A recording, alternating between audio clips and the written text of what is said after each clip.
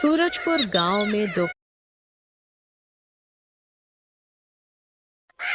सूरजपुर गांव में दोपहर की गर्मी के बादल जैसे ही छौंटे, गांव का चौराहा फिर से जीवंत हो उठा। गांव के बीचों बीच एक पुराना विशाल बरगद का पेड़ था, जिसकी घनी छाया में अक्सर गांव के बुजुर्ग, नौजवान और बच्चे इकट्ठा होकर चर्चा किया करते थे। आज भी वैसा ही एक दृश्य था।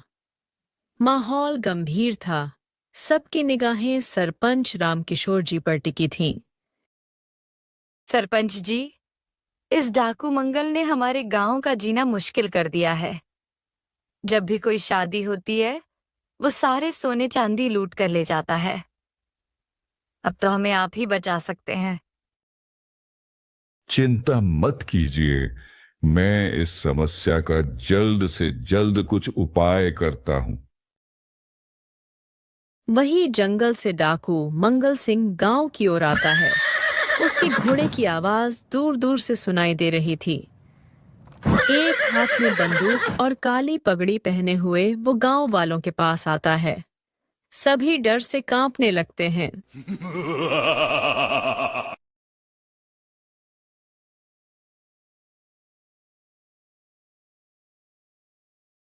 हे टुनटुनिया, चल मेरे साथ, नहीं तो जबरदस्ती उठा के ले जाऊंगा। डाकू रीना को लेकर अपनी गुफा की ओर बढ़ गया। रीना ने कई बार छूटने की कोशिश की, लेकिन रस्सियों में बंधी होने के कारण वह कुछ। गुफा के पास पहुंचते ही डाकू ने, इन गांव वालों ने मुझे मारकर अच्छा नहीं किया, अब मैं इनसे बदला लूंगा। इन्हें कच्चा चबा जाऊंगा।